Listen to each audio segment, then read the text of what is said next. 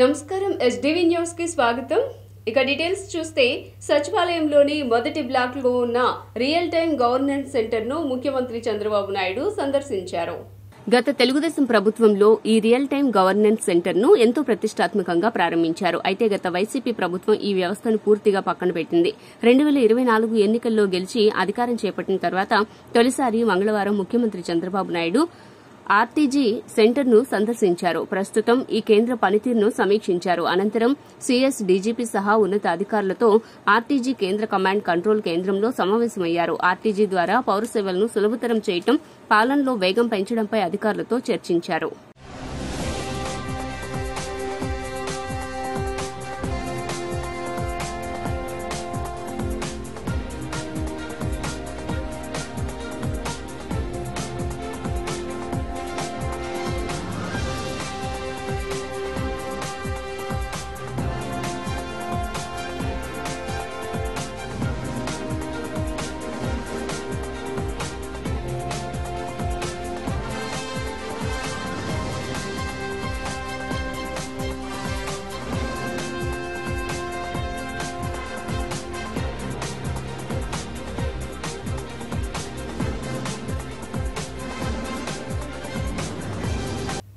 ఏపీలో వర్షాలు, వరదలతో నష్టపోయిన ప్రజలు, రైతులకు ప్రభుత్వం నష్టపరిహారం చెల్లించేందుకు సిద్దమవుతోంది.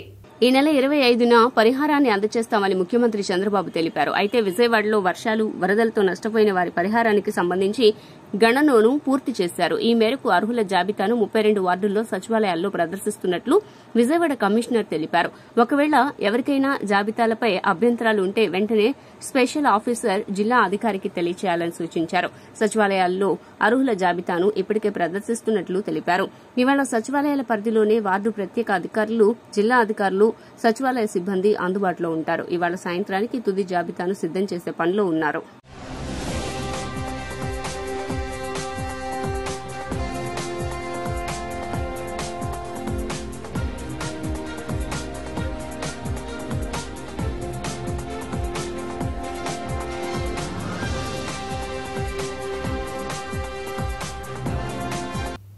లడ్డూ వ్యవహారంలో నోటికొచ్చినట్లు వాగితే ప్రజలు చెప్పులతో కొడతారని పొన్నవోలు సుధాకర్ రెడ్డిని టీడీపీ నేత బుద్దా వెంకన్న హెచ్చరించారు.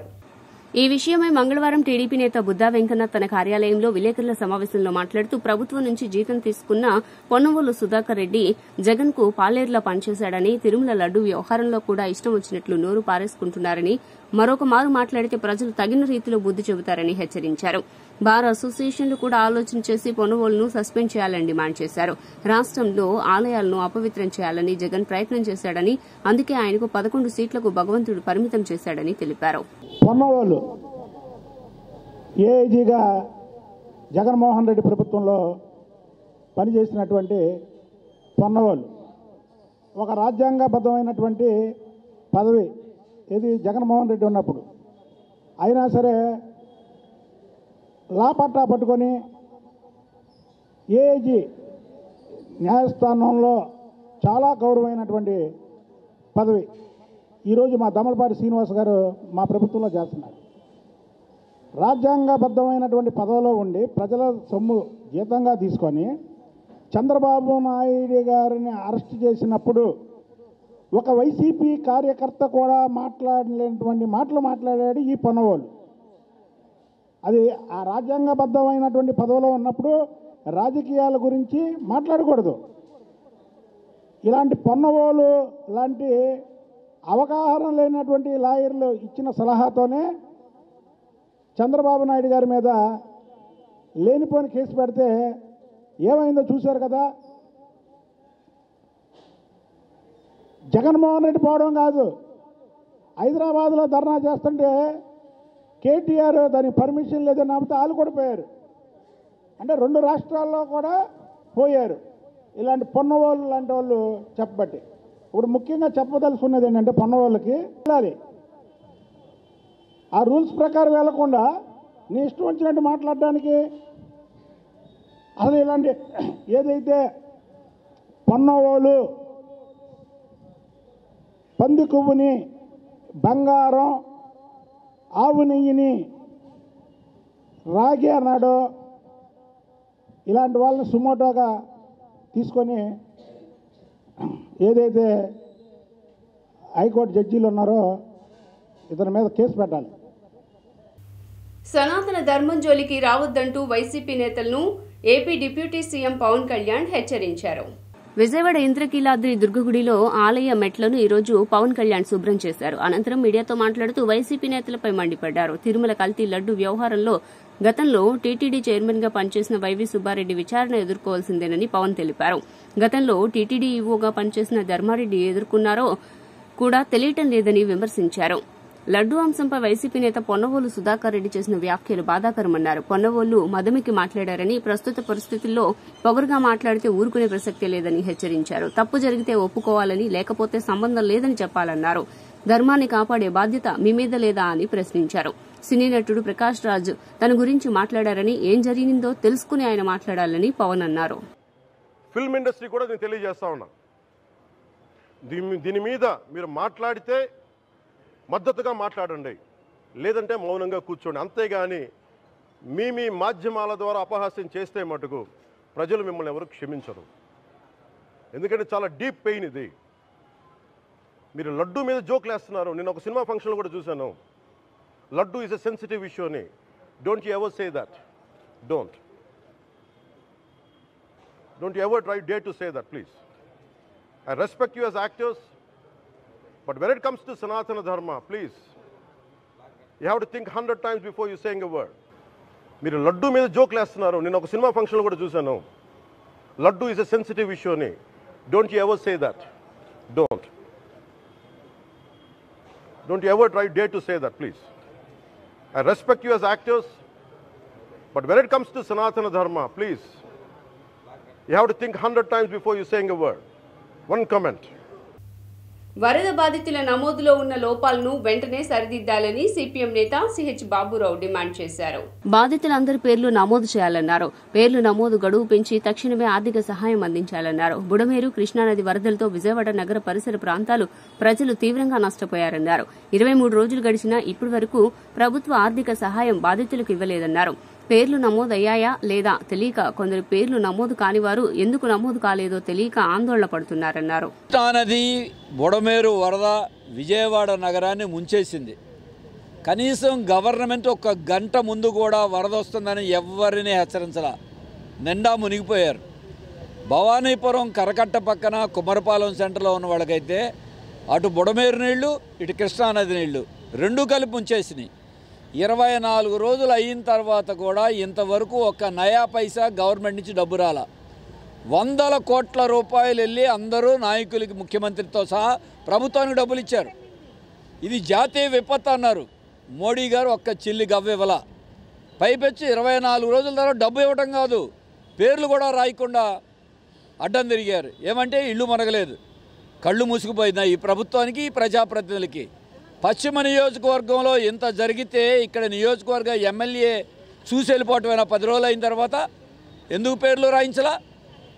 పైపెచ్చు జనం వచ్చి ఇక 23వ తారీఖుతో పేర్లు రాయటం పూర్తయిపోతుందంటే ఆందోళన చెంది రోడ్డు ఎక్కితే నాయకులందరూ తెరనకాలుండి పోలీసులు పంపించి జనాన్ని కొట్టిస్తారా?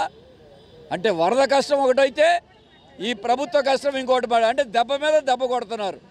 కష్టాల్లో ఉన్నాడు ఆదుకోవాల్సింది పోయి కష్టాల్లో ఉన్న జనం మీద దౌర్జన్యం చేయటువంటి ఇదేమైనా మానవత్వమేనా అని అడుగుతున్నాం ఈ ప్రభుత్వానికి. తెలియదా మీకు? ఇదేమైనా మారుమూల ఉందా? విజయవాడలో ఉంటే నాయకులందరూ ఏం చేస్తున్నారు? ఆ రోజు మరి తిరిగారుగా 10 రోజులు. పాత బస్తీ కెనాల్ రోడ్డు నెమలి బిల్డింగ్ వద్ద బీజేపీ ఆధ్వర్యంలో సభ్యత్వ నమోదు కార్యక్రమం నిర్వహించారు. ఏపీ బీజేపీ చీఫ్ ఆదేశాల మేరకు ఎన్టీఆర్ జిల్లా బీజేపీ అధ్యక్షుడు అడ్డూరి శ్రీరామ్ ఆధ్వర్యంలో దినవాహివారి సత్రం మాజీ చైర్మన్ బి దివాకర్ ఆధ్వర్యంలో ఈ కార్యక్రమం జరిగింది. ఈ సందర్భంగా పలువురు స్వచ్ఛందంగా బీజేపీ పార్టీ సభ్యత్వాన్ని చేయించుకున్నారు. వరదల కారణంగా బీజేపీ సభ్యత్వ నమోదు కార్యక్రమం కొన్ని రోజులు వాయిదా వేశారు. వరదలు తగ్గి సాధారణ స్థితికి ప్రజలు చేరుకోవడంతో బీజేపీ తిరిగి నమోదు కార్యక్రమానికి శ్రీకారం చుట్టారు. ఈ కార్యక్రమం సుమారు 5 గంటల పాటు కొనసాగింది. నా పేరు బుద్దా దివాకర్, 38వ డివిజన్ బీజేపీ ఇన్ఛార్జిని. ఈరోజు మా పశ్చిమ నియోజకవర్గ శాసనసభ్యులు సుజనా చౌదరి గారి ఆదేశాల మేరకు జిల్లా అధ్యక్షులు అడ్డూరి శ్రీరామ్ గారి ఆధ్వర్యంలో బీజేపీ సభ్యత్వ నమోదు కార్యక్రమం జరుగుతుంది. ఈ సందర్భంగా సభ్యత్వ నమోదు కార్యక్రమానికి జనాలు విశేష స్పందనగా చూపిస్తున్నారు. బీజేపీలో చేరడం వాళ్ళు ఎంతో సంతోషంగా, మేము ఎవరి దగ్గరికి వెళ్లకుండా వారే మా దగ్గరికి వచ్చి మేము చేరుతాము అని చెప్పి వాళ్ళు చేరింది కాక వాళ్ళ ఫ్యామిలీ మెంబర్స్ కూడా ఫోన్ నెంబర్లు అవి తీసుకొని మాకు ఇచ్చి వాళ్ళని కూడా జాయిన్ చేస్తున్నారు. ఇది మాకు ఎంతో సంతోషంగా ఉంది. మేము పశ్చిమ నియోజకవర్గంలో బీజేపీని బలోపేతం చేయడానికి మా శాయశక్తిలో ప్రయత్నిస్తూ 1,00,000 సభ్యత్వాలు టార్గెట్గా మేము పనిచేస్తున్నాం. దాన్ని రీచ్ అవుతామని, పశ్చిమ నియోజకవర్గంలో బీజేపీని బలమైన పార్టీగా చేస్తామని మేము మా అధ్యక్షుల వారికి హామీ ఇచ్చాం. దానికి మా వంతు కృషిగా మేము చేస్తున్నాం. కనశెట్టి లక్ష్మణరావు అండి. మా నియోజకవర్గ ఎమ్మెల్యే గారు సుజనా చౌదరి గారి ఆదేశాలు, ఎన్టీఆర్ జిల్లా అధ్యక్షులు అడ్డూరు శ్రీరామ్ గారి ఆదేశాల ప్రకారం కెనాల్ రోడ్లో ఈరోజు మెంబర్షిప్ కార్యక్రమం జరుగుతుంది. ఈ మెంబర్షిప్ కార్యక్రమానికి విశేష స్పందన, జనాల్లో విపరీతమైన ఆనందంతో కూడుకున్న మెంబర్స్గా జాయిన్ అవ్వడానికి వస్తూ వారందరూ జాయిన్ అవుతున్న విధానం చూస్తే మాకెంతో ఆనందం వేస్తుంది. వచ్చిన ప్రతి వారికి మా యొక్క ధన్యవాదాలు. బీజేపీ పార్టీ బలమైన పార్టీగా ఇక్కడ రూపకల్పన జరుగుతుంది ఆంధ్రప్రదేశ్లో. అన్ని చోట్ల గట్టి స్పందనతో ఈ మెంబర్షిప్ డ్రైవ్ గట్టిగా జరుగుతుందనేది మా అందరి యొక్క ఆలోచనతో గట్టిగా నడుస్తుంది. ప్రపంచంలోనే అతి పెద్ద పార్టీ భారతీయ జనతా పార్టీ సభ్యత్వ నమోదు కార్యక్రమం ఈ నెల 2వ తారీఖు ప్రధానమంత్రి నరేంద్ర మోదీ గారు ప్రతిష్టాత్మకంగా ప్రారంభించారు. వారు ప్రారంభించిన తర్వాత ఆ రోజు నుంచి కూడా సభ్యత్వ నమోదు కార్యక్రమం అన్ని వార్డుల్లో కూడాను పెద్ద ఎత్తున కార్యక్రమం నిర్వహించడం జరుగుతూ ఉంది. ప్రజలంతా కూడా చైతన్యవంతంగా ఎంతో ఆనందంగా ముందుకొచ్చి ఎన్డీఏ ప్రభుత్వం ప్రజల కోసమే ఉన్నది. అటు దేశంలో కానీ ఇటు రాష్ట్రంలో కానీ ఎన్డీఏ ప్రభుత్వం మన వరదల్లో తుఫాన్లు అయితే ఏమి ప్రాణాలకు తెగించి ఉద్యోగాలు చేశాం, ప్రభుత్వం ఆదుకోవాలని ఏపీ స్టేట్ బెవరేజెస్ కార్పొరేషన్ అధ్యక్షుడు రామచంద్రరావు అన్నారు. నేడు రాష్ట్ర వ్యాప్తంగా ఉన్న 29 డిపోల్లో పనిచేస్తున్న మద్యం దుకాణాల్లో ఉద్యోగులు శాంతియుత విధానాల ద్వారా డిపో మేనేజర్లకు తమకి ఉద్యోగ భద్రత కల్పించాలని, తమ సమస్యలపై ప్రభుత్వం సానుకూల నిర్ణయాన్ని ప్రకటించాలని వినతిపత్రాన్ని అందజేశారు.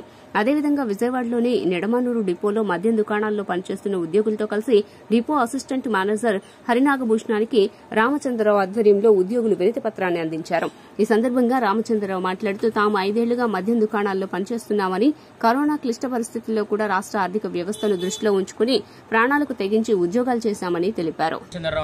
నేను Andhra Pradesh state beverages corporation salesmen supervisor association union రాష్ట్ర అధ్యక్షుడిగా వ్యవహరిస్తున్నాను. ప్రధానమైనటువంటి మా యొక్క సమస్య ఉద్యోగ భద్రత. రేపు అక్టోబర్ నుంచి కూడా నూతన మద్యం విధానం ప్రైవేట్ పాలసీ అనే క్యాబినెట్లో డిసైడ్ చేయడం జరిగింది. కావున మా యొక్క 5 సంవత్సరాలు కూడా ఈ డిపార్ట్మెంట్లో మా యొక్క గవర్నమెంట్ ప్రభుత్వ వైన్ షాపుల్లో పనిచేయడం జరిగింది. కావున ఇప్పుడు అర్ధాంతరంగా ప్రైవేట్ వైన్ షాపులు అంటే మా యొక్క 15,000 కుటుంబాలు కూడా రోడ్డును పడిపోవాల్సిన పరిస్థితి ఏర్పడింది. కావున గౌరవ ముఖ్యమంత్రి వర్యులు మా యందు దయ ఉంచి ఈ యొక్క 15,000 కుటుంబాలని కూడా ఆల్టర్నేటివ్ వేరే అవుట్సోర్సింగ్ డిపార్ట్మెంట్లలో కానీ వివిధ సెక్టార్లో కానీ మమ్మల్ని కలిపి మా కుటుంబాలకు అండగా ఉండవలసిందిగా గౌరవ ముఖ్యమంత్రి వర్యులను ప్రార్థించడం జరుగుతుంది. ఈ కార్యక్రమం చెలో డిపో కార్యక్రమం అన్నది 29 డిపోల్లో కూడా ప్రతి డిపోలో కూడా ఈ విధంగా ఈ కార్యక్రమం చేయడం జరుగుతుంది. తీసుకున్నటువంటి ప్రైవేట్ మద్యం పాలసీ నిర్ణయాన్ని దయచేసి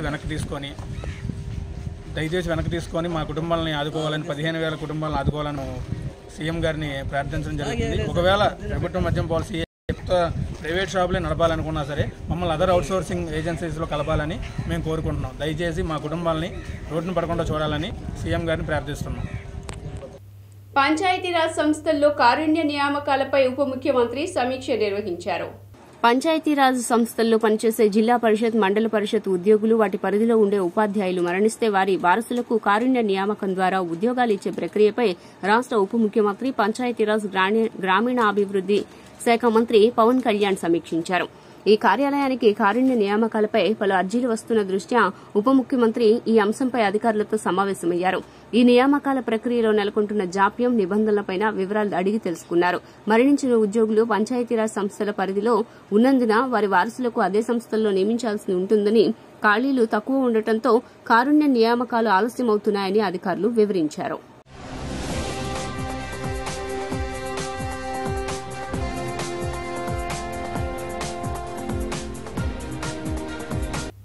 ఇంద్రకీలాద్రిపై దసరా సంబరాలకు గత అనుభవాలను దృష్టిలో పెట్టుకుని ఈసారి ఏర్పాట్లు చేస్తున్నారు. ఈ నేపథ్యంలోనే ప్రధానంగా పనులకు టెండర్లు, క్యూలైన్లు సహా అన్ని ఉత్సవాలకు 5 రోజుల ముందే పూర్తి చేసే లక్ష్యంతో పనులు చేపడుతున్నారు. 5 క్యూలైన్లలో 3 ఉచితం, 2 టికెట్లపై దర్శనాలు చేసుకునే భక్తులకు కేటాయిస్తున్నారు. అమ్మవారిని దర్శనం చేసుకునే భక్తులు కిందకు దిగేందుకు తాత్కాలికంగా మెట్ల మార్గాన్ని సిద్దం చేశారు. కొండ దిగువన వినాయక ఆలయం వద్ద నుంచి క్యూలైన్లను ఏర్పాటు చేశారు. ఘాట్ రోడ్లో క్యూలైన్లు వేసే ముందు రోడ్డు మరమ్మతులు, విస్తరణ చేపట్టాల్సి ఉంది. ఘాట్ రోడ్డు పక్కన రిటైనింగ్ వాల్ కూడా పూర్తి కావడంతో 2-3 రోజుల్లో క్యూలైన్లు ఏర్పాటు చేయనున్నారు. ఘాట్ రోడ్డుపై నుండి భక్తుల దర్శనానికి రానున్న నేపథ్యంలో కొండ చర్యలు విరిగిపడకుండా రాక్ మిటిగేషన్ పనులు చేపట్టారు. అలాగే స్వాగత తోరణాలు, ఫ్లెక్సీలను ఉత్సవాలకు 3 రోజుల ముందు ఏర్పాటు చేసేందుకు సన్నాహాలు చేస్తున్నారు.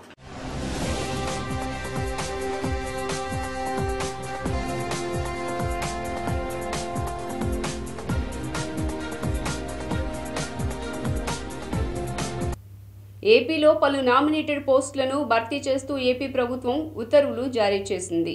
ఇక ఆర్టీసీ చైర్మన్ గా కొనికళ్ల నారాయణ, వక్ఫ్ బోర్డు చైర్మన్ గా అబ్దుల్ అజీజ్, శాప్ చైర్మన్ గా రవినాయుడిని, 20 సూత్రాల అమలు కమిటీ చైర్మన్ గా లంకా దినకర్ ను ప్రభుత్వం నియమించింది. 99 మందితో మొదటి నామినేటెడ్ పదవుల జాబితాను ప్రకటించిన కూటమి ప్రభుత్వం బీసీ, ఎస్సీ, మైనారిటీ, ఎస్టీలకు పెద్దపీట వేసింది. 11 మంది క్లస్టర్ ఇన్ఛార్జీలకు పదవులనిచ్చింది. ఇందులో ఒక క్లస్టర్ ఇన్ఛార్జికు ఏకంగా చైర్మన్ పదవి దక్కడం గమనార్హం. అలాగే మరో 6 యూనిట్ ఇన్ఛార్జీలకు కూడా పదవులు దక్కాయి. ఇక తాజాగా ప్రకటించిన 99 పదవుల్లో యువతకు ప్రాధాన్యం దక్కింది. పార్టీ కోసం క్షేత్రస్థాయిలో కష్టపడిన సామాన్య కార్యకర్తలకు సీఎం చంద్రబాబు పదవులు కట్టబెట్టారు.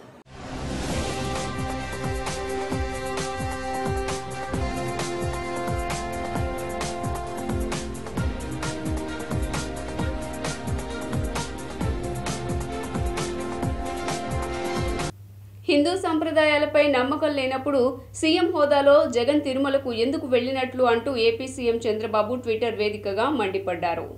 శ్రీవారి భక్తుల మనోభావాలను కించపరిచారని ఆరోపించారు. గత ప్రభుత్వంలో దేవాలయాల్లో జరిగిన ఘటనల పట్ల జగన్ నిర్లక్ష్యంగా వ్యవహరించారన్నారు. వెంకటేశ్వర స్వామిపై నమ్మకం ఉన్న అన్యమతస్థులు కూడా తిరుమలకు వెళ్లొచ్చు. అయితే ముందుగా శ్రీవారిపై నమ్మకం ఉందని డిక్లరేషన్ ఇవ్వాలి. అన్యమతస్థులు ఎవరైనా సరే దీనికి అతిథులు కారు. అయితే జగన్ మాత్రం ఈ పద్ధతిని పాటించలేదు. ప్రజలు అధికారం ఇచ్చింది సంప్రదాయాలకు వ్యతిరేకంగా పనిచేయడానికి కాదు అని జగన్ గుర్తుంచుకోలేదు. సంప్రదాయాన్ని గౌరవించకపోతే తిరుమల ఎందుకు వెళ్లారని ప్రశ్నించినందుకు మమ్మల్ని బూతులు తిట్టారు. రథం కాలిపోతే తేనెటీగలు కారణమని అన్నారు. తిరుమల పోర్టులో అగ్ని ప్రమాదం జరిగితే ఏమవుతుందంటూ నిర్లక్ష్యంగా మాట్లాడారు. అధికారంలో ఉన్నామనే అహంకారంతో భక్తుల మనోభావాలను దెబ్బతీశారన్నారు. దానికి ఒక ప్రత్యేకత వచ్చింది. అలాంటి ప్రత్యేకత ఉండే ఈ వెంకటేశ్వర స్వామి దగ్గర వీళ్ళు వస్తారే ఇష్టానుసారంగా చేశారు. ట్రస్ట్ బోర్డుల నియామకం ఒక గ్యాంబ్లింగ్ కింద తయారైంది. చట్టాన్ని ఇష్టప్రకారం మార్చి దగ్గర 50 మంది నామినేషన్లకు ప్రోత్సహించే పరిస్థితి వస్తే కొన్ని హైకోర్టులో స్టేలు వచ్చే పరిస్థితికి వచ్చింది. ఎక్సఫిషియోస్ కనపడడంతో ఎక్సఫిషియో వీళ్ళంతా కొండపై వ్యాపారాలు చేయడం, వెంకటేశ్వర స్వామి టికెట్లు ఇష్టప్రకారం అమ్మడం. చాలా మంది చాలాసార్లు ప్రయత్నం చేశాం. మేమైతే ఒకసారి తిరుపతి దాకెళ్లి పవన్ కళ్యాణ్ గారు ఫైట్ చేశారు, మేము ఫైట్ చేశాం. తిరుపతికి వెళ్తే మా టీంలో రానికపోతే తిరుపతిలోనే ప్రొటెస్ట్ చేసి అలిపిరి దగ్గరనే ప్రొటెస్ట్ చేసి అరెస్ట్ అయి తిరిగి వచ్చిన సందర్భాలున్నాయి. అదే మరిగా నమ్మకం లేని వాళ్ళందరినీ టెంపుల్లో వేయడం, చైర్మన్ గా అన్య మతస్థులకి ప్రాధాన్యత ఇవ్వడం, అదే మరి నమ్మకం లేని వాళ్ళు పెట్టడం, ఇవన్నీ చేసి వీళ్ళ రాజకీయ ప్రయోజనాల కోసం టీటీడీని ఉపయోగించే నగరాన్ని కెనాల్ బండ్ బ్యూటిఫికేషన్ ప్రాజెక్టులను చేపడుతున్నట్లు కమిషనర్ ధ్యాన్ చంద్ర తెలిపారు. విజయవాడ నగర అందాన్ని మరింత పెంచేందుకు కెనాల్ బండ్ల వద్ద గ్రీనరీతో బ్యూటిఫికేషన్ చేయటమే కాకుండా కాలుష్యాన్ని తగ్గించే దిశగా ఎస్టీపీలతో అప్గ్రేడేషన్ పనులు చేపట్టాలని త్వరితగతిన పూర్తి చేయాలని విజయవాడ నగరపాలక సంస్థ కమిషనర్ ధ్యాన్ చంద్ర అధికారులను ఆదేశించారు. విజయవాడ నగరపాలక సంస్థ కమిషనర్ ధ్యాన్ చంద్ర ఉదయం తన పర్యటనలో భాగంగా Ramalingeswar Nagar, Singh Nagar, Jakkampudi colony, STP, Bandar canal bund, PCR junction ప్రాంతాలను పర్యటించి క్షేత్రస్థాయిలో పరిశీలించారు. ఈ సందర్భంగా కమిషనర్ మాట్లాడుతూ విజయవాడ నగర పరిధిలో జరగవలసిన అభివృద్ది పనులను పరిశీలిస్తున్నట్లు తెలియజేశారు.